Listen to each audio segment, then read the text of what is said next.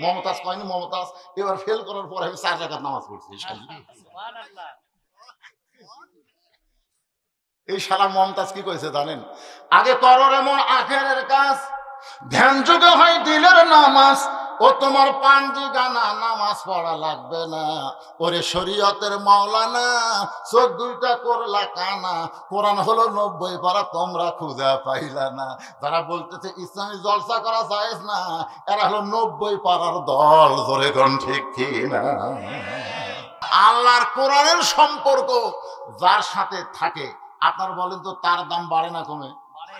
যেই শালারা কইছে ইসলামী জলসা করা জায়েজ নাই, এর সাথে কোরআনের কোনো সম্পর্ক, সম্পর্ক তোর এর সাথে কোরআনের সম্পর্ক নাই। তোর কে আবার জায়েজ না করে শয়তান, শয়তানের বাচ্চা শয়তান। এ শালা হলো ভণ্ডর দল, ভণ্ডর দল। এরা বাতি লিবাইয়া জিকির করে, নারী পুরুষ একসাথে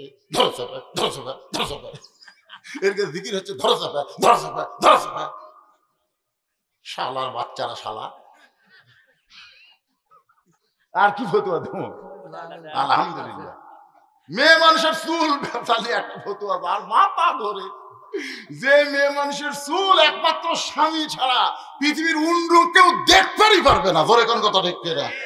একটা মেয়ে মানুষ মরে গেলে 5টা কাপড় দেওয়া লাগে, 5টা কাপড়। জানেন পুরুষ মানুষ হলো 3টা, মেয়েদের হলো 5টা। 2টা বেশি কোন জায়গা জানেন? একটা হলো সিনা বাঁধ, একটা হলো মাথা বাঁধ। একটা হলো সিনা বাঁধ, একটা হলো শের বাঁধ। শের মানে মাথা বাঁধ। তাহলে মাথা যদি বাঁধা লাগে আর তুমি সেই চুল বেছে খাবা, তাও বেচার সাইজ কে জানেন? চুল যাই কিনতেছে 1 টাকার ওজনের চুল 120 টাকা, মানে কাঁচা 1 টাকা তুলে দিবি, ওইদিকে চুল চিনে দিবি। 1 টাকার ওজন চুল হলে 120 টাকা। বলে ভাবি সামান্য জন্য হচ্ছে না ভাবি, সামান্য ভাবি। তখন ঠিক আছে, তুমি একটু ধৈর্য ধরে আসতেছে। এই তো মুড়ে একটা চিরুনি, মুড়া চিরুনি, যে চুল খেলে ওঠে থাকে না, ওই সেই চুল। ওর স্বামী প্যারাশুট কিনে দেয় বুঝলেন, আর ওই চুল তুলে বেচা খাই শালি। তো এইরকম চুল তুলে এখন দেখেন তো ভাই হয় কেনা, ওই ফেরওয়ালা লাগাই ছেলে বলছে তো ভাবি লাগতে ভাবি আর একটু। আরে তোমরা যারা মাথার চুল বেচা খাসো, আল্লাহ যদি তোমাদেরকে জান্নাতও দেয়, ওই চুল বেচা মাথা লিয়া জান্নাত যাবার পারবা না। তার মানে বোঝা গেল এরা জান্নাত যাবি না। এখন যদি তওবা করে যে আল্লাহ আর চুল কোনোদিন বেচবো না, তাহলে আল্লাহ মাফ করে দিবে। চুল বেচা জায়েজ না হারাম? জোরে বলেন।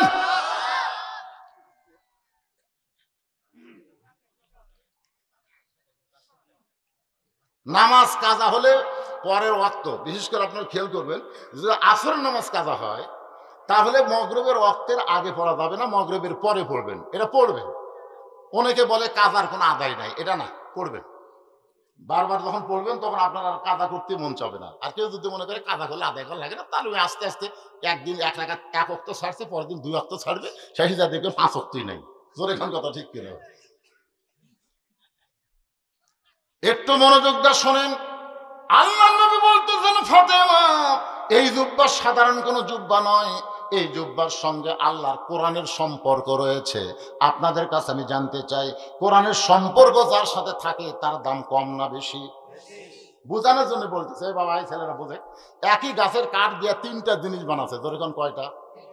একটা হলো রেহাল, একটা হলো খাট, একটা হলো সোফা। একটা হলো রেহাল, একটা হলো খাট, একটা হলো সোফা। একই গাছের 3টা জিনিস বানাচ্ছে।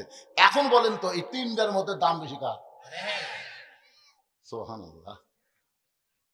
তাহলে যেই যুবকেরা গান বাজনা না করে আজকের এই কোরআনের মাহফিল করলো, এই যুবকের দাম বাড়লো না কমলো? আর এই যুবকদেরকে যারা নিরুৎসাহী করে, এই যুবকদেরকে উৎসাহ দেওয়ার দরকার আছে না নাই? দরকার আছে না নাই? আরে ভাই, এই গ্রামের লোক বাদ দাও তো, বাহির গ্রাম থেকে আপনারা বেশি আইছেন। আচ্ছা, এই গ্রামের যারা মাহফিল করতেছে, এই গ্রামের লোক বাদ দেয়া বাহিরের কারা কারা হাত তোলেন তো দেখি। আচ্ছা ঠিক আছে, হাত নামান। যারা মাহফিল করতেছেন এই পাড়ার লোক কয়জন, তারা একটা হাত তোলেন তো ময়নারা। এই পাড়ার লোক ওই আর কিভাবে তুলছে, ওই দৌড়ে দেখেন, দেখছেন এতক্ষণ ডাবে আসছিল, এবার হাত তোলা শুনি যতই চলো তোমরা ফার্স্ট হওনি। আপনার আমার এতক্ষণ তুলে আছে রে। এখন আপনারা বলেন এই যুবকেরা গান বাজনা না করে, সারেগামা পাতানিশা না করে আল্লাহর কোরআনের জান্নাতের বাগান লাগাইছে, কারা কারা খুশি? দুই হাত তুলে আমার আল্লাহকে দেখান। লিল্লাহে তাকবীর। হাত নামান। আল্লাহর কোরআনের সাথে সম্পর্ক রাখলে রেহালের দাম যদি বাড়ে, রেহালের দাম, তাহলে সেই কোরআনের মাহফিল করতে যারা সহযোগিতা করবে তাদের দাম কম না বেশি? এখন আপনাদের কাছে একটু ব্যাগ যাবে 5 মিনিট, তারপর আবার ওয়াজ হবে। আদায় করার পরে 1 ঘন্টা ওয়াজ করলে অসুবিধা আছে? কত বাজে দেখুন? আচ্ছা 11:30 বাজতেছে, 5টা মিনিট আপনাদের কাছে একটা ব্যাগ নিয়ে যাবে। ব্যাগ পাটি কোথায়? ভিতরে যাও, ঢোকো। এই জুব্বা পরা অবস্থায় আল্লাহ তাআলা আমি নবীর উপরে 5টা আয়াত নাজিল করছে। সুবহানাল্লাহ কর না কেন? ওয়াজ আবার স্টার্ট দিলাম। বসেন, যারা দাঁড়িয়ে আছেন এই সুযোগে আপনারা বসেন। যারা গেছে সামান্য কয় টাকা দেওয়ার ভয় চলে গেছে, যাক যাক, তোর টাকা লাগবে না। এগুলো সব লেখো বাবা, সব বলা লাগবে। তাই এগুলো যদি বলবে যে তার ওয়াদার হবে না। তো দাম চাচা 1000, আর একজন 500 টাকা দান করছে। আল্লাহ দানকে কবুল করেন, আল্লাহুম্মা আমিন। মেয়ে মানুষেরা যদি কোনো 500 টাকা 1000 টাকা নগদ দেয়, এটা বলা লাগবে না। বললে ওরা খুশখুশ করবে যে টাকা কুটি গেল রে, পকেটত গেল না টেজত গেল। এই জন্য শুধু মেয়ে মানুষের সন্দেহ বেশি, এই জন্য মেয়ে মানুষের কথা বলা, মর্দ মানুষের অত বলা লাগবে না। ফজলুল হক পলাশ 5000। ফজলুল হক পলাশ 5000 টাকা করে বলেন মারহাবা। আচ্ছা, এই মাহফিল কমিটি, মাহফিলকে একটা কমিটি নাই, এই কমিটির সভাপতি কে? এই যে এটা সভাপতি। কোনটা? এই এটা দিছে 5000 দিছেন? হ্যাঁ হ্যাঁ দিছে। কি নাম? হাফিজা, হাজি হাফিজা। ও বলছেন। আচ্ছা, উনি সভাপতি। আজকে সভাপতি সাহেব এখনো কয়নি। আচ্ছা ঠিক আছে, ওনার কাছে আমরা জোর জবরদস্তি করতেছি না। ওনাকে বরকতের জন্যই মাহফিলে নিয়ে আসা হয়েছে। উনি কিন্তু সাধারণ কোনো ব্যক্তি না, 30 পারা কোরআনের হাফেজ, অত্র মসজিদের ইমাম। রাস্তা দিয়ে হাইটা গেলে জুতার পরশে আল্লাহ কবর আযাব মাফ করে দেয়। এমন একটা মানুষকে মাহফিলের সভাপতি হিসেবে পাওয়া ভাগ্যের ব্যাপার। আমি বুঝবার পারিনি, ভাইজান মন খারাপ করেনি। আচ্ছা ঠিক আছে, আলহামদুলিল্লাহ। আসেন আল্লাহর বান্দার একটু মনোযোগ দিয়ে শোনেন। রাসূল বলেন, ফাতেমা এই জুব্বা সাধারণ কোনো জুব্বা নয় মা, এই জুব্বার সঙ্গে আল্লাহর কোরআনের সম্পর্ক রয়েছে। কোরআনের সঙ্গে যারা সম্পর্ক করে তাদের দাম বাড়ে না কমে? কোরআন শরীফ নিবার কাছে খেয়াল করেন, কোরআন শরীফ আছে শোকেজের উপরে বা তাকের উপরে, নিবার গেছে বুঝলেন, হঠাৎ নিবার যে অসতর্ক মুহূর্তে রেহালটা পুড়ে গেছে, রেহাল সহই নিবার গেছে, কিন্তু হঠাৎ কোরআন শরীফ ধরিছে ভালো মতো, রেহাল ধরে পায়ের কাছে পড়িছে, তুলেই 3 সময়। কয় সময়? রেহাল কয় কেড়ে খাট, একই গাছ দিয়ে বানালো, খালি পায়ের কাছে পড়েছি রে, তাতে 3 সময় দেয়। তোর খবর কি সোফা? তোর খবর কি? খাট আর সোফা বলতে ভাই তুই পায়ের কাছে পড়ছিস তো 3 বার সময় খাই, আর আমাকে খালি লাগতেই রে, সারাদিন খালি লাগতে। রেহাল বলে, তাহলে তোরা লাগতে খাইলি আর আমি সুমা খাইলাম, কারণ কি? খাট আর সোফা কান্দার বলে আমাদের সম্পর্ক হলো মানুষের সাথে, আর তোর সম্পর্ক হলো আল্লাহর কোরআনের সাথে। তাহলে আপনারা বলেন, আপনারা মানুষের সাথে সম্পর্ক করবেন না আল্লাহর কোরআনের সাথে সম্পর্ক করবেন? আল্লাহর কোরআনের সাথে সম্পর্ক যদি করতে চান তাহলে মানুষের দল করা যাবে না, আল্লাহর কোরআনের দল করা লাগবে। কোরআনের খালি ওয়াজ শুনলে হবে না, কোরআন বিজয়ের আন্দোলন করা লাগবে। যারা বলেন ঠিক, কারা কারা বাংলার জমিনে কোরআন বিজয় আন্দোলন করতে চাই? 2 হাত তুলে আল্লাহরে দেখান। লিল্লাহি তাকবীর। হাত নামান। শোনেন ভাইজান, আজকে কোরআনওয়ালার উপরে যে নির্যাতন চলতেছে, শয়তানওয়ালার উপরে, দুনিয়াওয়ালার উপরে কোন নির্যাতন আছে? এখন আছে। গতকাল আমার মাহফিল ছিল পাবনা জেলায়, আমার আমির হামজার মাহফিল ছিল পাবনা জেলায়, আমার ছিল চাটমোহরে, আমির হামজার ছিল দারুল আমান ট্রাস্টে। ওনাকে জেলখানার মধ্যে রাখলো প্রায় 3 বছর, আবার বাহির হয়ে যে ওয়াজ করবি তাও দিবি না। গতকাল রাত্রে তাকে ওয়াজ করতে দেওয়া হয়নি। আপনার বলেন তো কারণ কি? উনি কি বাংলাদেশের চোর? কথা কর না কেন? কোরআনের সাথে সম্পর্ক করবার গেলে কোরআনওয়ালার পক্ষে কথা বলার দরকার আছে না নাই? ওনার প্রত্যেকটা ওয়াজ আপনারা শুনবেন, কত পারা, কত রুকু, কয় নম্বর আয়াত, কুড়ি থেকে কিভাবে সমস্ত তাফসীরকে উল্লেখ করে করে তিনি ওয়াজ করেন। জোরে কোন কথা ঠিক কিনা? তারপরও তার মাহফিল করতে 144 ধারা দেওয়া হয়। তাহলে কি বোঝা গেল? দুনিয়ার সাথে সম্পর্ক আমরা রাখবো না, আমরা আল্লাহর কোরআনের সঙ্গে সম্পর্ক রাখবো। মা ফাতেমা জুব্বা খানা নিয়ে মা খাদিজাকে পরানোর জন্য রওনা দিলেন। ফাতেমা আগে আগে, নবী পিছনে পিছনে হাঁটতেছেন। ভাইজান, এখানে কিন্তু আপনারা বেয়াদবি নেবেন না। নবী যখন রাস্তা চলবে, নবীর সামনে কেউ চলতে পারবে? কোরআন শরীফে আল্লাহ বলেছেন, নবী যখন কথা বলবে তখন নবীর উপরে কেউ কথা বলতে পারবে না। নবী বলবে, সবাইকে শুনতে হবে, কিন্তু নবী বলার সময় অন্য কেউ কথা বলা যাবে না। নবী যখন চলবে, নবীর সামনে চলা যাবে না, নবীর পিছনে চলা যাবে। কিন্তু আল্লাহ নবী বললেন, ফাতেমা তুই আমার সামনে, আমি তোর পিছনে। ফাতেমা বলে, বাবা আপনি আল্লাহর নবী। রাসূল বলে, ফাতেমা তোরে যখন দেখতে পাই তখন আমি নবী থাকি না মা, তুই হলি মা আর আমি হলাম সন্তান। ফাতেমা বলে, বাবা আমি আপনার মেয়ে, মা কেমনে হলাম? রাসূল বলে, ফাতেমা নিজের চোখে দেখেছি, তুই যখন আমারে আদর করিস, তুই যখন আমাকে সোহাগ করিস, তুই যখন আমারে ভালোবাসিস, তুই যখন আমার মাথার চুল টেনে দিস, তুই যখন আমার মাথায় তেলটা দিস, আমি তখন দেখতে পাই ফাতেমার ভিতরে আমার আমেনা চেতন রয়েছে। ফাতেমার সামনে সামনে, নবী পিছনে পিছনে রওনা দিলেন। ফাতেমা ঘরের মধ্যে ঢুকলেন, নবী খাদিজার ঘর বন্ধ করে দিলেন। নবীর মেয়ে ফাতেমা বাবার জুব্বা মাকে পরানোর জন্য ঘরের মধ্যে ঢুকে ওই জুব্বাটা পরানোর পরে যেই মাত্র দরজা খুলেছে, নবী তাকায় দেখে ফাতেমা মুস্কি মুস্কি হাসতেছে। ফাতেমা মুস্কি মুস্কি হাসি দেখে নবী আশ্চর্য হয়ে গেলেন। নবী বললেন, মা তোর মাকে কাফনের কাপড় পরানোর পরে তুই মুস্কি মুস্কি হাসি হাসি দিয়া দরজা খুলিস? ফাতেমা বলে, বাবা কানতে কানতে কেন ঢুকলাম এটাও যেমন আপনি জানেন, হাসতে হাসতে দরজা খুললাম এটাও আপনি জানেন। নবী বলে, ফাতেমা কানতে কানতে তুই ঢুকলি আমি জানি, কারণ মেয়ে তার মাকে কাফনের কাপড় পরাবে, অবশ্যই কানবে, কিন্তু হাসতে হাসতে দরজা খুললি এটা আমি জানি না, আমি জানি না। ফাতেমা বললেন, বাবা তাহলে খালি আপনি বাহিরের খবর জানেন, ভিতরের খবর জানেন না। রাসূল বলে, ফাতেমা গায়বের মালিক হলো আল্লাহ, আমি নবী গায়বের মালিক না, আমি নবী কিছুই জানি না, আল্লাহ জানাইলে আমি জানি। এখন থেকে আপনারা বলবেন গায়েবের মালিককে। আরো জোরে। অনেক মুরিদ কয় আমার এলাকায়, আমার বাবাও গায়েব জানে রে, আর বাবা বলে গায়েব জানে। মুরিদেরা বসে আছে, বাপ হঠাৎ আল্লাহ না ইল্লাহ না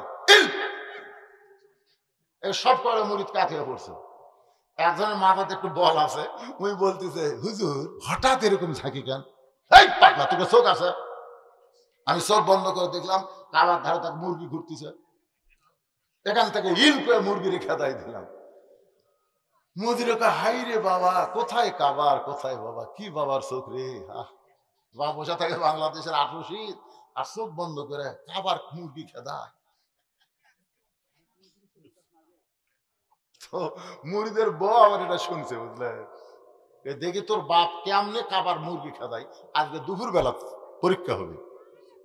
তো মুরিদ বাপকে নিয়ে এসে খাওয়ানোর জন্য, বউ ভাতের তলে মাছ দিয়া, ভাজা মাছ ভাতের তলে দিয়ে উপরে ভাত দিছে, দিয়া বাবার সামনে দিছে। এখন মুরিদ কে রে বাবারে ভাত দিলি তরকারি দিবা না? বাবু বলতেছে, তোর বউকে আমার ভাত দিলে তরকারি দিল না।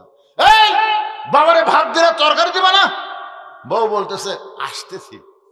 বাবা মুসকি মুসকি হাসে, যাক রে আজকে তরকারি উচিলে ওর বউটাকে দেখা যাবি রে, আসতেছে। তার মানে কি, আনতেছি না, আসতেছি। কিন্তু পরে মুড়িয়া ঝাঁটা, যে ঝাঁটা দিয়ে গোবর ঝাঁট দেয়, ধরে কোন কি ঝাঁট দেয়, ওই বিছনাপাতি ঝাঁট দেয়, সে তো ভালো ঝাঁটা। আর গোল ঘর যেটাতে ঝাঁট দেয় ওটা হলো কি, মুড়িয়া ঝাঁটা। ওই ঝাঁটা নিয়ে হাজির। মুরিদ বলে, কে রে বউ তরকারি বাদ দে, ঝাঁটা কে? বলে তোমার বাবার মুখে মারার জন্য যেই বাবা চোখ বন্ধ করলে কাবার মুরগি খেদায় আর ভাতের তলে ভাজা মাছ দেখবার পায় না, এই বাবা ঝাঁটা ছাড়া উপায় নাই। জোরে কোন কথা ঠিক না?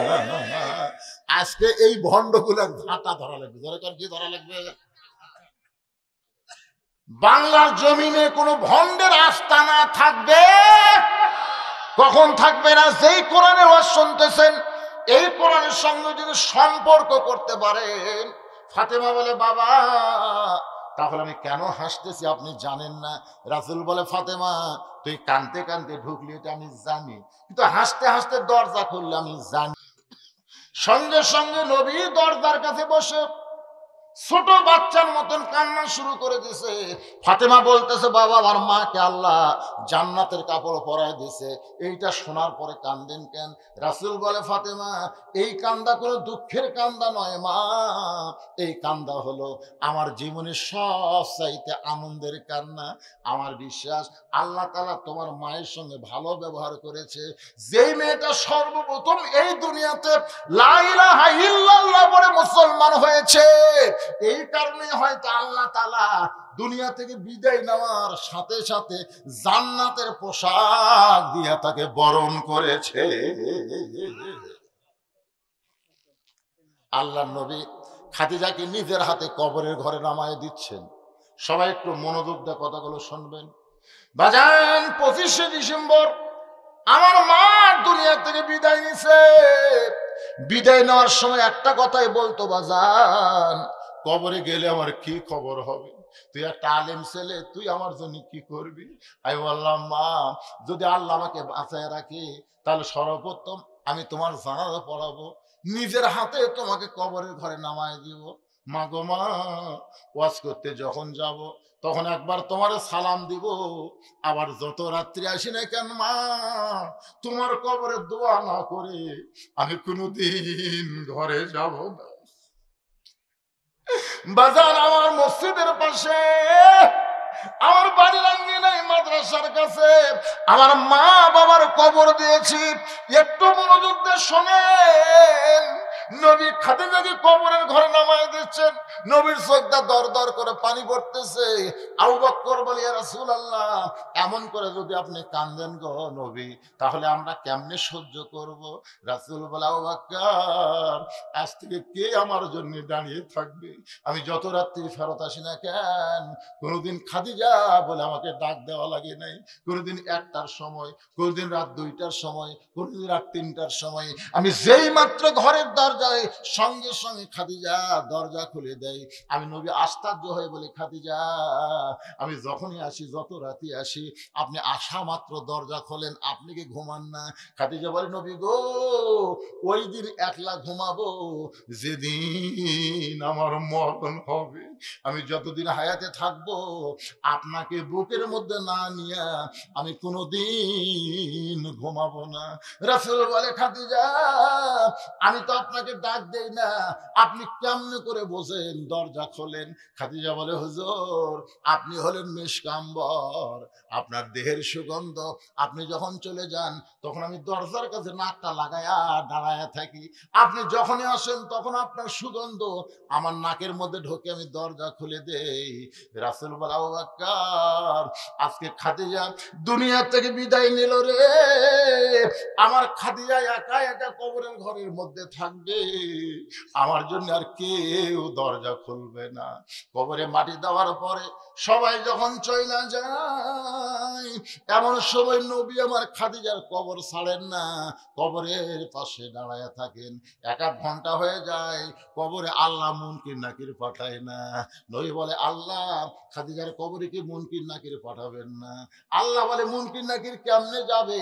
আপনি কবরের পাশে দাঁড়ায় আছেন, কবর থেকে সরে যান তারপরে মুনকির নাকির যাবে। রাসূল বলে আল্লাহ আমি খাদিজার কাছে ওয়াদা দিয়েছি মুনকির নাকিরের প্রশ্ন খাদিজা উত্তর দিবার পারবে না, আমি খাদিজার পক্ষে একটু উত্তর দিবার চাই। আল্লাহ ডাক দিল হাবিব রে আপনি মুনকির নাকিরের প্রশ্নের উত্তর দিবেন খাদিজার পক্ষে, এই জন্য কবরের পাশে দাঁড়ায় আছেন। আজকে আপনি বলেন তো, খাদিজা যেমন আপনি ভালোবাসেন, আমি আল্লাহ তেমন ভালোবাসি। খাদিজা আপনার বউ হয়, আর খাদিজা আমার বান্দি হয়। সর্বোত্তম যেই বান্দি আল্লাহরে গ্রহণ করেছে, দুনিয়া থেকে কবরের চিন্তা করেছে, কবে মৃত্যু হবে, কবরে কেমনে থাকবে এই চিন্তা করে চোখের পানির দ্বারা বালিশ ভিজে দেয়। আমি আল্লাহ এত নিষ্ঠুর না গো নবী, আমি তার কবরে মুনকির নাকির পাঠাবো। বরং শুনে নেন, খাদিজা কবুল করে খাদিজার পক্ষ থেকে আমি আল্লাহ তাআলা মুনকির নাকিরের উত্তর দিয়া দিলাম। রাসূল কান্দে, আল্লাহ বলে হাবিব এরপর আপনি কেন কাঁদতেছেন? আল্লাহ নবী বলে, আল্লাহ খাদিজার প্রশ্নের উত্তর আপনি দিয়ে দিলেন, কিন্তু আমার উম্মতেরা যখন একা একা কবরে যাবে, আমার উম্মতের খবর কি হবে? আল্লাহ কয়, হাবিব রে, আপনি যত জায়গায় যান আপনার উম্মতকে ছাড়েন না। শোনেন, আপনার উম্মত যদি নামাজ নিয়ে কবরের মধ্যে আসে, নামাজ নিয়ে যদি কবরের মধ্যে আসে, মনে করে এশার নামাজ পড়েছে, ফজরের নামাজের আগে মৃত্যু হয়ে গেছে, আবার ফজর পড়েছে জোহরের আগে মৃত্যু হয়ে গেছে, আবার জোহর পড়েছে আসরের আগে মৃত্যু হলো, এইরকম নামাজ নিয়ে যারা কবরের মধ্যে আসবে, মুনকির নাকির যখন প্রশ্ন করবে মান রব্বুকা, তোমার রবকে, সঙ্গে সঙ্গে নামাজ জানিয়ে যাবে। নামাজ বলবে, রে মুনকির নাকির, কাকে রব সম্পর্কে প্রশ্ন করতেছিস? দুনিয়ার জীবনে কষ্ট করে, দুনিয়ার জীবনে ঠিক মতো ঘুমাতে পারে নাই, যেই মানুষটা কবরে ঘুমালো তারে তুই মান রব্বুকা প্রশ্ন করিস? মুনকির নাকির রে, তুই কি বলতে পারিস এই লোকটা সারা জীবনে কয় ওয়াক্ত নামাজ পড়ছে? তুই কি হিসাব জানিস? মুনকির নাকির বলে, আমাকে তো ক্যালকুলেটর নাই। মুনকির নাকির, কত রাকাত নামাজ পড়ছে সেটা কি বলতে পারিস? ওই ওয়াক্তই বলতে পারিস, রাকাত কেমনে কব? এবার নামাজ বলে, রে মুনকির নাকির, এই লোকটা মসজিদের মধ্যে ঢুইকা নিয়ত করার পরেই বলেছে আলহামদুলিল্লাহি রাব্বিল আলামিন, রুকুতে গিয়ে বলেছে সুবহান রাব্বিয়াল আযীম, সিজদাত গিয়ে বলেছে সুবহান রাব্বিয়াল আলা। এতবার রব রব রব করে যে ব্যক্তি দুনিয়া থেকে কবরের মধ্যে ঘুমাইলো, আবার তাকে রব সম্পর্কে প্রশ্ন করিস? তোদের কি লজ্জা নাই? তোদের কি লজ্জা নাই? মুনকির নাকির বলে, আল্লাহ তোমার বান্দাকে মান রব্বুকে প্রশ্ন করার কারণে নামাজ যে খাবা খেপছে, আমরা কি করব? আল্লাহ বলে, মুনকির নাকির শুনে নে, যে নামাজ নিয়ে কবরে আইছে, তার রবের উত্তর হইয়া গেছে। এখন আপনারা সবাই সুবহানাল্লাহ করলেন না, কি জন্য করলেন না বুঝতে পারছি, কারণ আপনাদের ভাগ্যে নাই তো। যারা সুবহানাল্লাহ এইবার কয়নি, ওই কুত্তের ন্যাস বলতে মুড়ির জায়গায় হুজুর ধনী হবার চাই, এমন কোন মন্ত্র আছে যে মন্ত্রতে দিন হাজির করা যায়? হুজুর পীর সাহেব শিখাই দিছে, ওই সে দোয়া পড়া দিন এসে হাজির। দিন এসে বলতেছে, যাবো না হুজুর, আমার ডাকলেন কেন, কি চান? বলে, আমার ভাঙ্গা বাড়ি চাঙ্গা করে দাও। ভাঙ্গা বাড়ি চাঙ্গা করার পরে বলতেছে, হুজুর কি চান? বলে, টাকা পয়সা চাই। টাকা পয়সা দেওয়ার পরে বলে, হুজুর কি চান? বলে, ভালো ভালো খাবার চাই। ভালো ভালো খাবার আনা দেবে। হুজুর কি চান? আর কিছু চাই না। না চাইলে আমি কিন্তু কাজ চাই, কাজ একটা দেওয়া লাগবে, না দিলে আপনার ঘাড় ভাঙবো। আমি তো জিন হাজির করে পারি রে, এত তাড়াবার পারি না, আমার তার কিছু নাই, তার যে আমার ঘাড় ভাঙবে। পীরের কাছে মারছে দৌড়। পীর কয়, দৌড়াস কেন? জিন খালি খালি কাজ চাই কাজ চাই, আমার তো কোনো কাজই নাই, এখন কি কাজ দেবো? দিন এসে বলতেছে, পীরের কাছে লুকালে হবে না, কাজ দেন নিয়ে। তখন পীর সাহেব বলতেছে, আর কাম নাই, আমার একটা আছে। বলে, কি কাম? ওই যে কুত্তের ন্যাস বেকা সোজা করজা। তখন জিন টানে সোজা হয়, ছাড়া দিলি বেকা হয়, টানে সোজা হয়, ছাড়া দিলি বেকা হয়। এই কুত্তের ন্যাজের মতন যারা, তারা সুবহানাল্লাহ কবি না, কারণ ওরা আগেও নামাজ পড়েনি, ওয়াজের পরেও নামাজ পড়বি না, এরা সুবহানাল্লাহ কবি।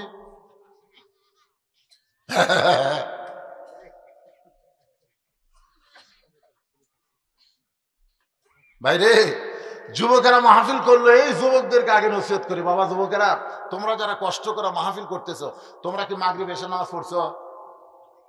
একটাও মনে হয় নাই।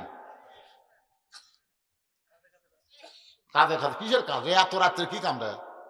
রাত 12টা বেজে গেছে, এই সময় করে কাম আছে? ইচ্ছা করলেই একটা দুইটা পর্যন্ত ওয়াজ করা যায়, কিন্তু ফজরের জামাত নিয়ে বড় টেনশন হওয়া লাগে। জোরে কোন কথা ঠিক কিনা? মাগরিবের পরে এখানে উপস্থিত, মাগরিবের পরে আমি এখানে উপস্থিত হয়েছি।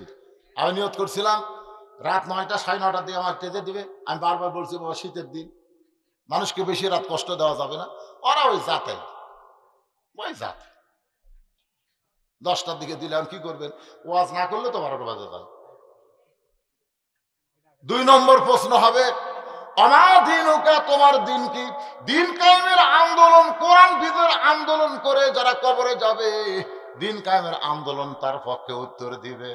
3 নম্বর প্রশ্ন করবে আমার নাবিউকা, তোমার নবীকে, নবীর সুন্নত নিয়ে যারা কবরে যাবে, বিশেষ করে দাড়ি সুন্নত। জোরে কান কি সুন্নত?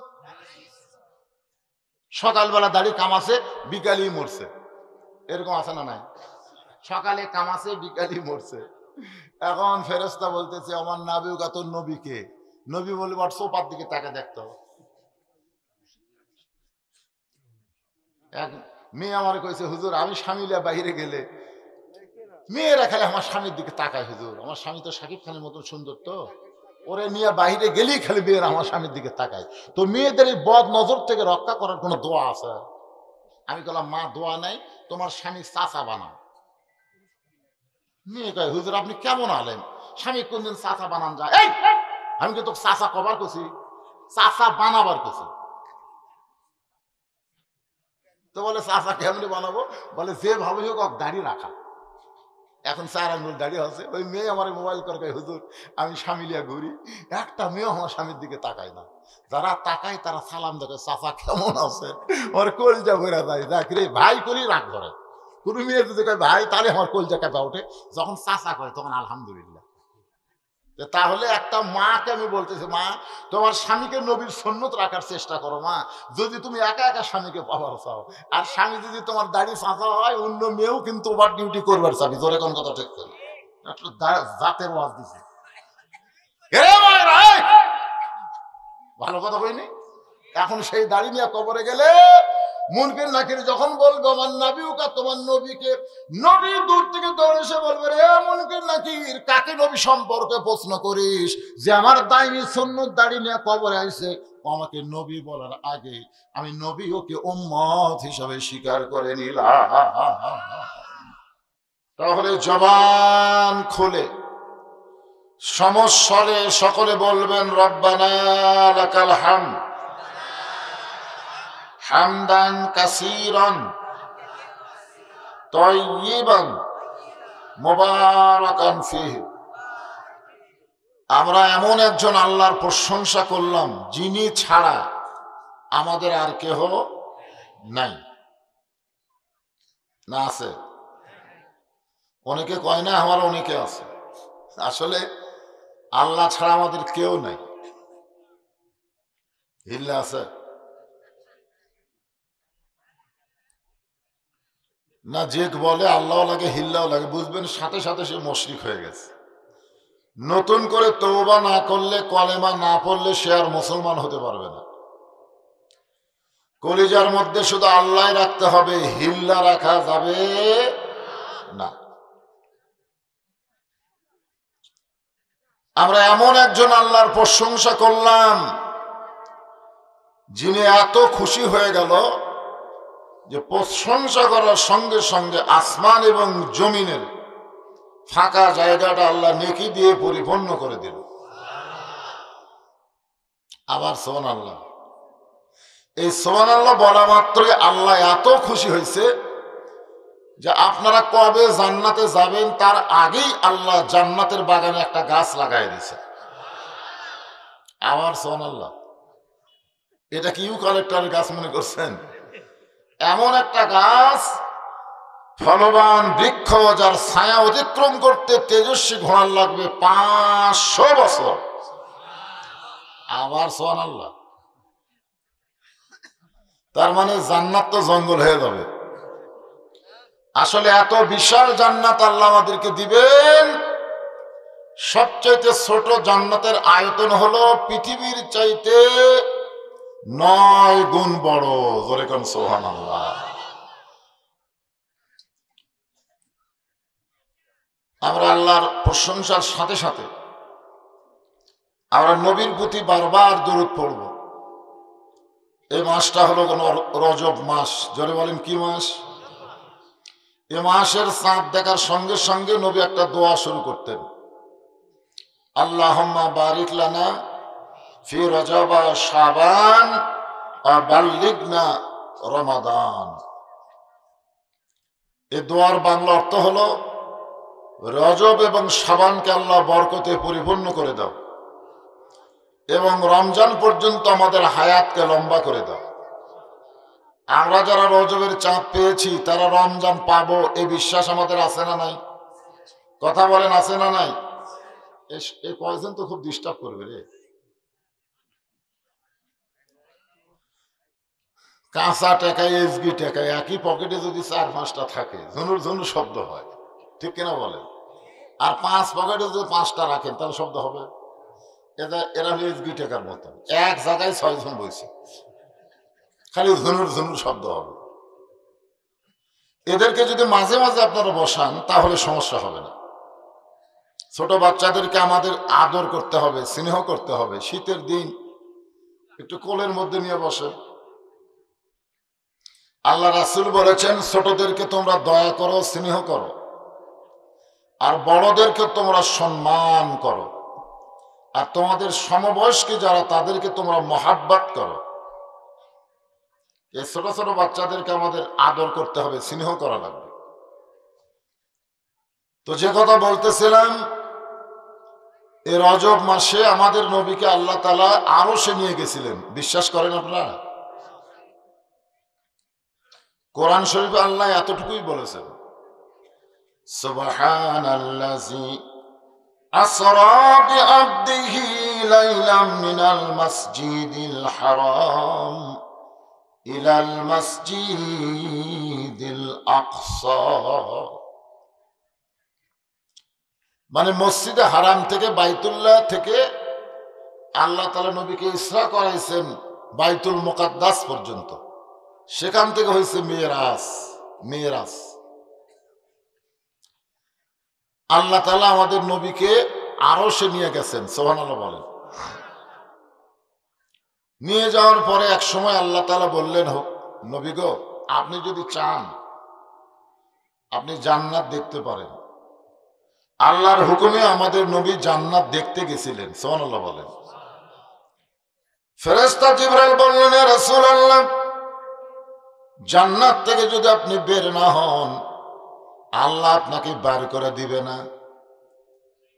কারণ আল্লাহ কোরআনে করছেন ঘোষণা, ফাদখুলুহা খালিদিন। কেউ যদি একবার জান্নাতে প্রবেশ করে সে চিরস্থায়ী ভাবে জান্নাতে থাকবে। যদি আপনি বের না হন আল্লাহ আপনাকে বার করে দিবে না। কারণ আপনি তো দুনিয়া থেকেই জান্নাতে ঢুকলেন। দুনিয়া তো খুব একটা ভালো জায়গা না, খুব একটা ভালো জায়গা। কে বলেছেন?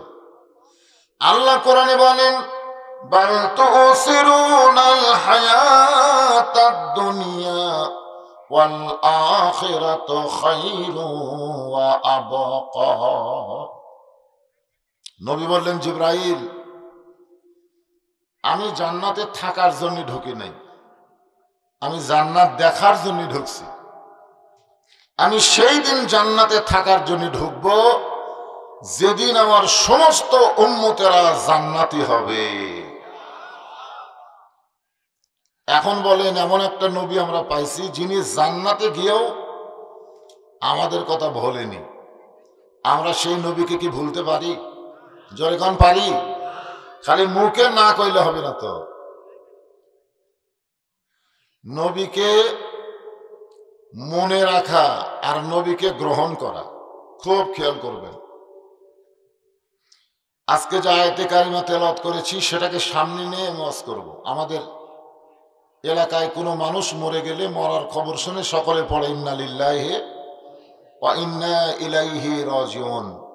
আপনাদের এলাকার খবর কি? একই খবর? আচ্ছা, যদি আওয়ামী লীগ মরে, যদি বিএনপি, যদি জামাত, তার মানে বোঝা গেল বাঁচতে আমরা বহু দল, মরার পরে এক কথা। ঠিক না বলেন? আসলে অনেকে বলে না ঠিক হইল, ঠিক হইলি রে, কিন্তু মরার পরে হইলি, এরকম কথা বলে কি বলে না? মানে একটা সাপ খালি সবসময় এরকম এরকম এরকম করে যায়, তো ব্যাং বলতেছে সোজা হয়ে যা, সাপ কয় এটাই আমার অভ্যাস। পরে এক রাখাল সাপকে পিটাই মারছে, মারিয়া সোজা করে রাখছে, তো ব্যাং এসে বলতেছে সোজা হলি কিন্তু মরার পর।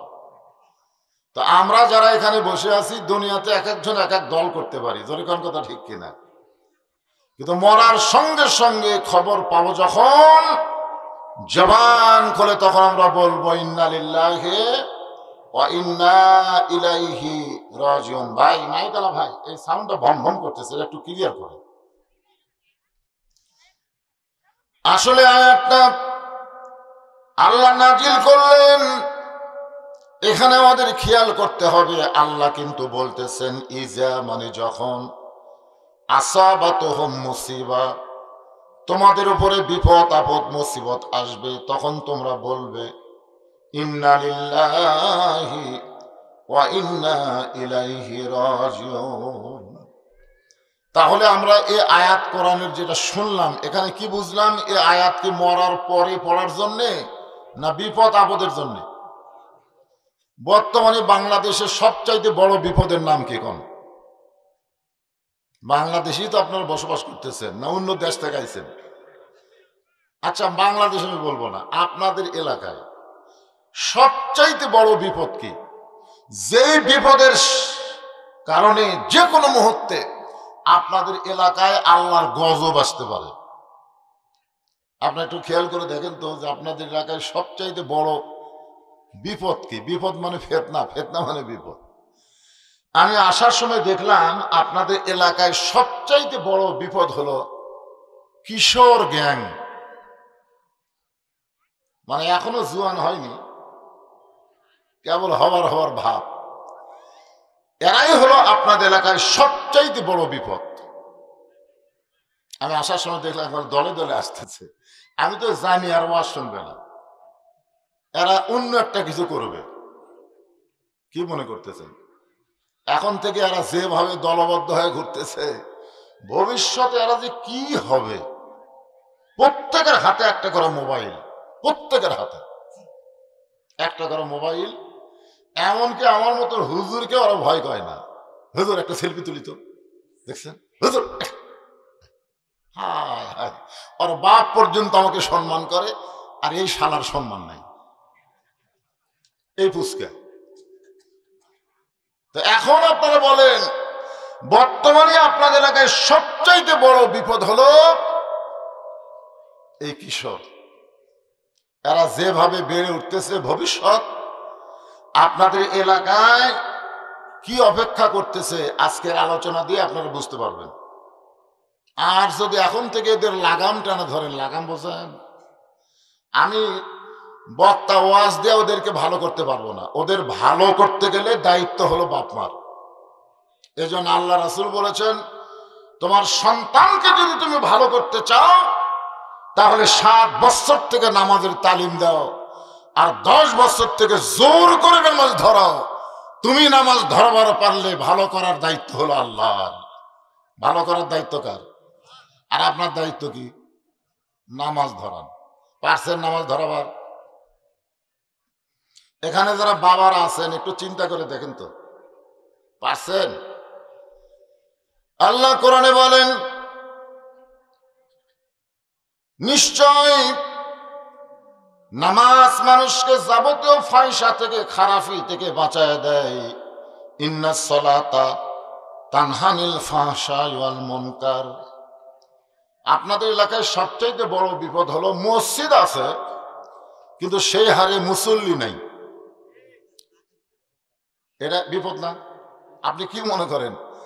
মুসলমান দাবি করে অথচ নামাজ পড়ে না, এটা কি রহমত না বিপদ? আপনাদের এলাকায় সবচাইতে বড় বিপদ হলো মেয়েরা পর্দার ভিতরে থাকতেছে না। সবচাইতে বড় বিপদ হলো প্রত্যেকটা বাড়িতে ডিশেল লাইনের কারণে ভারতের চ্যানেল স্টার জলসা, জি বাংলা চলতেছে, আর মুসলমানের ঘরের মধ্যে হরি হরি লোলো লোলো করে হিন্দু করে পূজার বাদ্য বাজতেছে। জোরে কোন কথা ঠিক কিনা? আপনার বলেন তো এইগুলা কি রহমত না বিপদ? কথা কয় না। এগুলো আমি আপনাকে দেখে দিচ্ছি, আপনার কি দেখতে পাচ্ছেন না? তাহলে বিপদ আপদ মুসিবত আসলে কি বলা লাগবে? ইন্না লিল্লাহি ওয়া ইন্না ইলাইহি রাজিউন। আপনার বলেন তো এই আরবির বাংলা অর্থ কি? অর্থ জানেন না?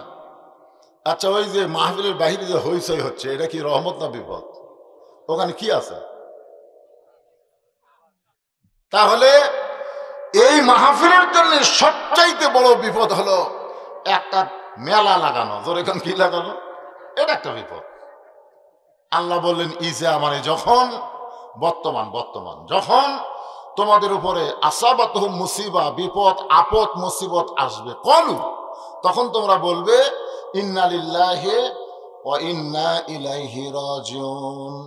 কোন বনেরই পাখি তুমি, কোন বনেরই পাখি তুমি, আইলারে কোন বনে, আবার কোন বনেতে যাইতে হবে, পড়ছে নাকি মনে? আপনারা বলেন তো আমরা কোথায় ছিলাম, কোথায় আসলাম, আবার কোথায় যাব? আপনি জান্নাতে ছিলেন, আপনার বাপ না? কে বললো যে জান্নাতে ছিলাম? আমরা জান্নাতে ছিলাম না, আমাদের বাপ ছিল। আমাদের বাবা আদম আলাইহিস সালামকে আল্লাহ জান্নাতে রাখছিলেন থাকার জন্য না বার করে দেওয়ার জন্য? বোঝা লাগবে। আল্লাহ কোরআনে বলেন ফাদখুলি ফি ইবাদি ওয়াদখুলি জান্নাতি। যে আল্লাহর বান্দা হবে সে জান্নাতে প্রবেশ করবে। তার মানে যে ইবাদত করবে, ইবাদতের বিনিময়ে আল্লাহ তারে জান্নাত দিয়ে দিবে। আপনারা বলেন তো আদম নবী কোন ইবাদত করছিল? কথা কয় না। ইবাদত করছিল? ইবাদত না করে জান্নাতে গেছে।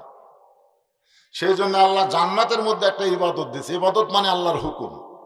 আল্লাহ বললেন ওয়ালা তাকরাবা হাযিস শাজারা ফাতাকুনা মিনাজ জালিমিন। মানে দুনিয়ার মধ্যে ইবাদত না, জান্নাতের মধ্যে ইবাদত, সহজ ইবাদত। হাজার হাজার গাছ আছে, সব গাছের কাছে যাও, খালি একটা গাছের কাছে যাও না।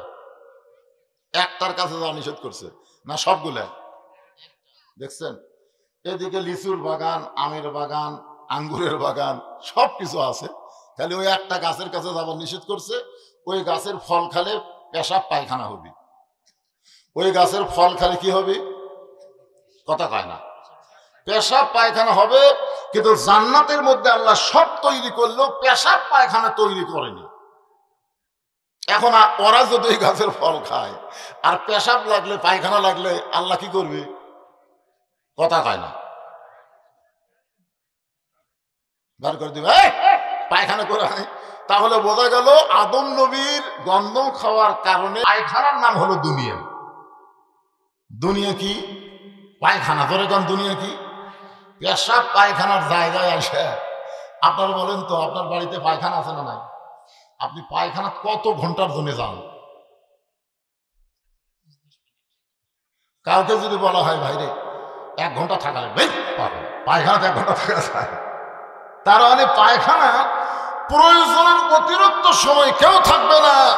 দুনিয়া পায়খানার মতন, এখানে প্রয়োজনের অতিরিক্ত সময় থাকা যাবে না। পরে কোন কথা ঠিক না? সময় হলে টান দেবে। এই জন্য তো একটা গানও আছে, চলতে পথে 2 দিন থামিলাম, যাবার কালে একজন আরো দেখা না পাইলাম। ও আমার সাদের মালা যাই রে ছিঁড়ে, রইব না আর বেশি দিন তোদের মাজারে। গান আছে না নাই ভাই? জান আসেন। কিন্তু যেদিন ডাক পড়িবে, কিন্তু যেদিন ডাক পড়িবে, কবর মাঝে যাইতে, জোগাড় কিছু করছো বন্ধু তার মাঝে বিছাইতে। ছোট হন, বড় হন, যুবক হন, বৃদ্ধ হন, আপনারা সবাই গজলের দিকে খেয়াল করছেন? যে কোনো সময় ডাক পড়বে, ঠিক কিনা বলেন? সময় সূচি আছে নাকি? বুড়ার জন্যে, যুবকের জন্য নয়। এই যারা কিশোর গ্যাং করে ঘুরে বেড়াচ্ছে এরা মনে হয় ওরা লাইনে আছে যে আমার দাদার কাছে আগে আদরায় আসবে, তারপরে আমার বাপ, তারপরে আমি, সিরিয়ালে 3 নম্বর। আল্লাহ কয় পাগলা রে পাগলা তুই। তাহলে বোঝা গেল সিরিয়ালে কোনো সময়সূচি নেই, যে কোনো সময় মৃত্যু হবে। এইটা খেয়াল রেখে আলোচনাটা মনোযোগ দিয়ে শুনবেন। আমার মা বোনের যারা পর্দায় আছেন আপনারা গুরুত্ব দিয়ে শোনেন। আজকের আলোচনা বক্তা শ্রোতা সবাইকে আল্লাহ আমল করা তৌফিক দান করুক, সকলে বলে আমিন। সকলে ইস্তেগফার বলেন, আস্তাগফিরুল্লাহ রব্বি মিন কুল্লি জামবি ওয়া তুবু ইলাই, আস্তাগফিরুল্লাহ রব্বি মিন কুল্লি জামবি ওয়া তুবু ইলাই, লা হাওলা ওয়ালা কুওয়াতা ইল্লা বিল্লাহিল আলিয়্যিল আযীম। ভাইজান, আমার একটা মাদ্রাসা আছে, মাদ্রাসার সৌজন্য একটা বই, এটা কিন্তু আপনারা দান করার সব পাবেন। বই তো বিনিময়ে পাবেনই, কিন্তু যে টাকা দিয়ে বই কিনলেন ওই টাকাটা সম্পূর্ণ এতিমদের পিছনে খরচ হয়। মাত্র 50 টাকা হাদিয়া, সুন্নতের বাগান, অত্যন্ত গুরুত্বপূর্ণ একটা বই। মোনাজাতের পরে পেজের উপর সামান্য কয়টা আছে, আপনারা নিয়ে যাবেন। নাম হলো সুন্নতের বাগান, রাসূলের সুন্নতের উপরে আলোচনা। মহিলা নগদ দিছে ৭৫১০, পরে 500, মোট ৮০১১ টাকা। আর পুরুষ দিছে ৭৭৮৮। আপনারা বলেন তো কে জিতল? এমনি প্রধানমন্ত্রী? আল্লাহ জানে। একটা মহিলা 1 পোয়া চাউল দিছে না, 1 পোয়া 1 পোয়া চাউলের দোয়া আবার মাইকত কোয়া লাগবে রে, কি আশা করেছে কাছে নাই, কি করবে চাউলই দিয়ে। তো দোয়া তো সবার হবে। 1 পোয়া দিছে, সব উল্লেখ করতেছে, ওই বাবা রে। যাক, আমি এটার মত কষ্ট হবে দরকার নাই, ওই 1 পোয়া হয়তো আর আছে দিছে। ভাইজান সবালে বসেন, এখনো দোয়া হচ্ছে। আল্লাহুম্মা আমিন। আল্লাহুম্মা আনতাস সালাম ওয়া মিনকাস সালাম, তাবারাকতা ইয়া যাল জালালি ওয়াল ইকরাম। আয় আল্লাহ তাআলা, কঠিন শীতের ভিতরে টপ টপ করে নিয়র পড়তেছে, এই অবস্থায় তোমার হাজারো বান্দা বান্দিরা আরামের বাড়ি ঘুমকে বাদ দিয়া কোরআন হাদিসের মহব্বত কলিজার মধ্যে নিয়া এই জান্নাতের বাগানে বসে বসে আলোচনা শোনার শেষে আমি গুনাহগারের সঙ্গে রহমতের দরজায় ফকির হয়ে দোকানা হাত তুলেছে। মেহেরবানি করে আজকের মাহফিল আমাদের সকলের হেদায়েতের জন্য, নাজাতের জন্য, জান্নাতের জন্য কবুল করো। এই মাহফিলের শুরু থেকে শেষ পর্যন্ত যত আলোচনা হয়েছে আল্লাহ, এর মধ্যে যদি ত্রুটি হয়, ভুল হয়, মাফ করে দিও। এর যা হাদিয়া মঞ্জুর করো, সোনার মদিনায় নবী পাকের রওজা মোবারকে আল্লাহ কবুল করে নাও। তামাম আম্বিয়ায়ে কেরাম, আসহাবে কেরাম, তাবেঈনে কেরাম, তাবা তাবেঈনে কেরাম, তামাম পৃথিবীর মাটির নিচে যত মুমিন মুমিনা শুয়ে আছে আল্লাহ, সকলের আরওয়াহ আর হাদিয়া কবুল করো। ও মাবুদ, আমরা যারা হাত তুলেছি, আমাদের জনম দুঃখনী মা যাদের কবরের ঘরে চলে গেছে, আল্লাহ মেহেরবানি করে মায়ের কবরকে জান্নাতের টুকরা বানিয়ে দাও। বাবার বাড়ি ঘর সবই আছে, আমি সহ আমরা যারা বাবা হারে এতিম হয়ে গেছে আল্লাহ, মেহেরবানি করে বাবার কবরকে জান্নাতের টুকরা বানিয়ে দাও। আমাদের দাদা দাদি, নানা আত্মীয় স্বজন, শ্বশুর শাশুড়ি যাদের কবরে গেছে আল্লাহ, কবরবাসীদের মাফ করে দাও। আল্লাহ, তোমার যেই যুবকেরা কষ্ট করে মেহনত করে আল্লাহ 2টা বছর হলো তারা মাহফিল করতেছে, আমাকে বললো হুজুর যতদিন আমরা থাকবো দুনিয়ায় ততদিন এই মাহফিল চলবে। আল্লাহ, এই যুবকগুলোকে 5 ওয়াক্ত নামাজের জন্য আল্লাহ তুমি কবুল করে নাও। এই যুবকগুলোর মধ্যে যারা চাকরি করে, চাকরির মধ্যে বরকত দিও। এই যুবকের মধ্যে যারা ব্যবসা করে, ব্যবসার মধ্যে আল্লাহ তুমি বরকত দিও। যারা খেতে খামারে কাজ করে, শরীরকে সুস্থ রেখো আল্লাহ। এই যুবকদেরকে ইসলামের জন্য, ইমানের জন্য কবুল করে নাও।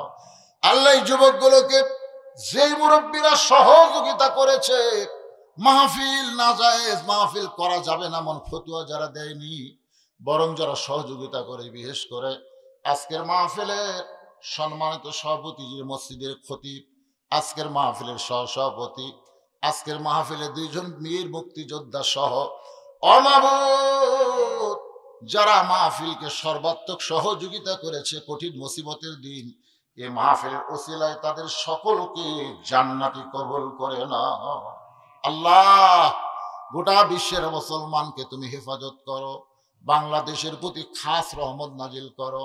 আল্লাহ, আজকের মাহফিলের সম্মানিত প্রধান অতিথি ইউনিয়ন পরিষদের চেয়ারম্যান এসেছে আসেন আমি জানি না, দোয়া করি আল্লাহ তাকে জনগণের খাদেম হিসাবে কবুল করে না।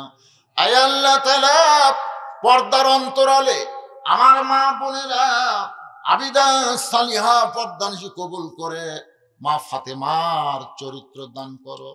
আমি সহ আমরা যারা অসুস্থ হয়ে আছি আল্লাহ সুস্থতার নিয়ামত দান করো। ফিলিস্তিনের মুসলমানকে হেফাজত করো আল্লাহ। বাইতুল্লাহ আব্রাবাসা থেকে আবেবিল পাখি দিয়ে তুমি হেফাজত করেছ। ফিলিস্তিন মুসলমানের মাধ্যমে তোমার বাইতুল মুকাদ্দাসকে তুমি হেফাজত করো আল্লাহ। যারা জীবন দিয়েছে সব জীবনগুলোকে শাহাদাতের মর্যাদা দান করে দিও। বাংলাদেশের প্রতি রহম করো। সমস্ত সংঘাত বিশৃঙ্খলা থেকে আমাদের বাংলাদেশকে তুমি হেফাজত করো। অত্র এলাকার কিশোর যুবকদেরকে আল্লাহ তুমি ভালো পথে কবুল করে না আল্লাহ গো। তোমার রহমত বরকতের দরজা খুলে দাও। যেদিন আমাদের মৃত্যু হবে দিনটা যেন জুমার দিন হয়, মাসটা যেন রমজান মাস হয়। ইমানের সাথে ইজ্জতের সাথে এই দুনিয়া থেকে বিদায় নেওয়ার সময় আমাদের জবানে জারি করে দিও লা ইলাহা ইল্লাল্লাহু মুহাম্মাদুর রাসূলুল্লাহ সাল্লাল্লাহু আলাইহি ওয়াসাল্লাম ওয়া বারাকাতুহু।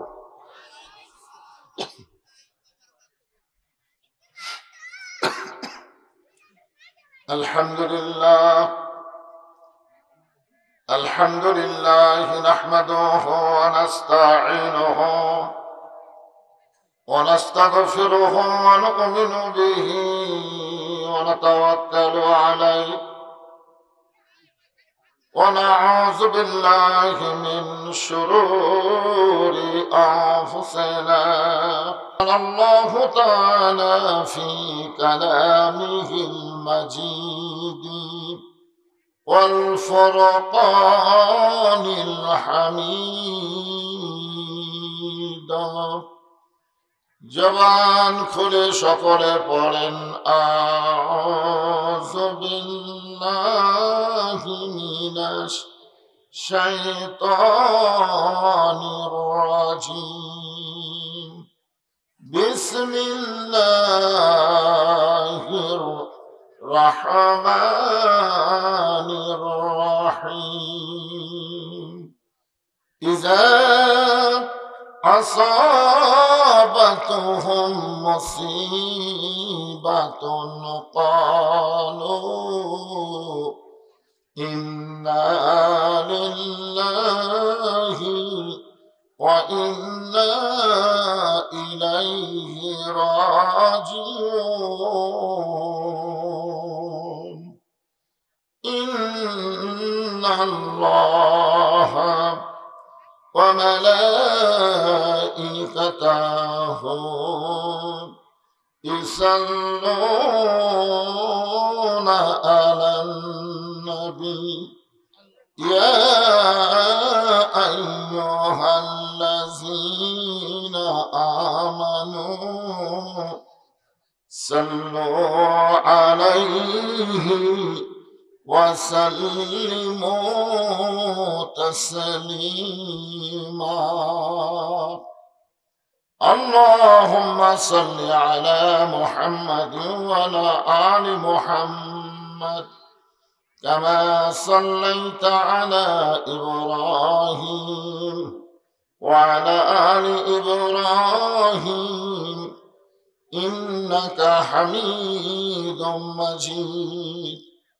اللهم بارك على محمد وعلى آل محمد كما باركت على إبراهيم وعلى آل إبراهيم إنك حميد مجيد. তোর পাহাড়ের ধুলি লাগিয়া মুসা নবীর সম্মান বেড়ে যায়। তোর পাহাড়ের ধুলি লাগিয়া মুসা নবীর সম্মান বেড়ে যায়। নূর নবীজির জুতার ধুলায় দয়ার নবীজির জুতার ধুলাই আল্লাহর আরশ ধন্য হয়। সাল্লাল্লাহু, সবাই পড়েন সাল্লাল্লাহু আলা মুহাম্মাদ সাল্লাল্লাহু আলাইহি ওয়াসাল্লাম। সাল্লাল্লাহু আলা মুহাম্মাদ সাল্লাল্লাহু। মশরিকে হুব্বে মুহাম্মদ, সকলে বলি সাল্লাল্লাহু আলাইহি ওয়াসাল্লাম। मतलाए दीवानी माँ मतलाए खुर्शीद इश्कास सीनाए सुजानी माँ बलावल उला बिकमालिही कशाफत दुजा बिजमालिही हसनत जमीअ खसालिही सल्लो अलैहि व आलिहि अल्लाहुम्मा आमीन। জান্নাতের বাগান থেকে জান্নাতি মানুষদেরকে নিয়ে আমি গুনাহগার তোমার রহমতের দরজায় দোখানা হাত তুলেছি আল্লাহ। হাসরের ময়দানে জাব্বার আর কাহার নামে রূপ নিয়ে তুমি যখন বিচার শুরু করবে, তোমার সামনে দাঁড়ায়া সমস্ত নবীরা নাফসি নাফসি বলে কাঁদতে থাকবে। এমন কঠিন অবস্থা হাসরে হবে, সেদিন সমস্ত নবী তার উম্মতকে ভুলে যাবে, শুধু বলবে আল্লাহ আমার কি হবে, আমার কি হবে। একমাত্র দরদ নবী শাফাতের কান্ডারি ইয়া রাব্বি হাবলি উম্মতি বলে সেজদায় পড়ে যাবে। সেই কঠিন মুসিবতের সময় আজকের এই মাহফিলকে ওসিলা করে আমাদের সবাইকে রাসূলের উম্মতের কাতারে আল্লাহ কবুল করে নিও।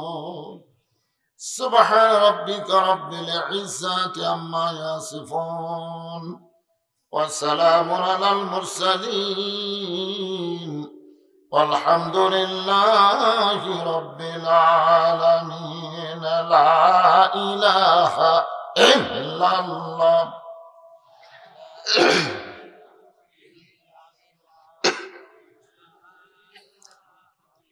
मोहब्बत अल्लाहर जिकिर ला इलाहा इल्लल्लाह ला इलाहा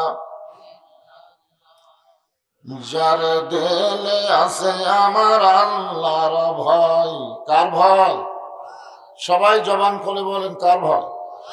যার মনে আছে আল্লাহর ভয়। আল্লাহ আল্লাহ সব সময় আহার নিদ্রা ভালো লাগে না, এই দুনিয়া ভালো লাগে না, ভালো লাগে শুধু আল্লাহ জোরে লা ইলাহা ইল্লাল্লাহ।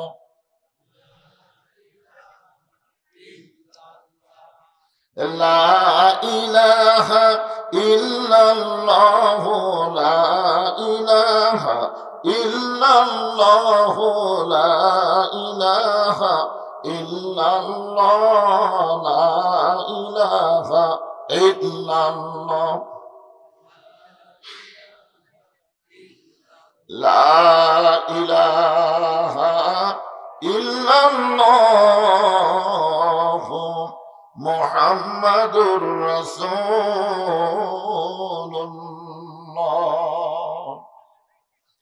রাসূলের মহব্বতে জবান খুলে সকলে বলি সাল্লাল্লাহু আলাইহি ওয়াসাল্লাম। নগর কুসুম্বী দক্ষিণ পাড়া জামে মসজিদ সংলগ্ন আজকের এই তাফসীরুল কোরআন মাহফিলে আল্লাহ তাআলা যিনাকে সম্মানিত সভাপতির আসনে কবুল করেছেন, হাফেজ মোহাম্মদ মঈনুদ্দিন। আজকের এই মাহফিলের সম্মানিত সহসভাপতি জনাব আলহাজ মোহাম্মদ হাফিজুর রহমান, সম্মানিত সভাপতি দ্বয়কে অন্তরের অন্তঃস্থল থেকে আমি শুভেচ্ছা জ্ঞাপন করছি। আজকের এই মাহফিলের সম্মানিত প্রধান অতিথি জনাব মোহাম্মদ রেজাউল করিম, আপনাদের তিলকপুর ইউনিয়ন পরিষদের সম্মানিত চেয়ারম্যান, সম্মানিত বিশেষ অতিথি দুইজন মুক্তিযোদ্ধা, বাংলাদেশের সূর্য সন্তান জনাব মোহাম্মদ আব্দুল সাত্তার, জনাব মোহাম্মদ আজিজুল হক,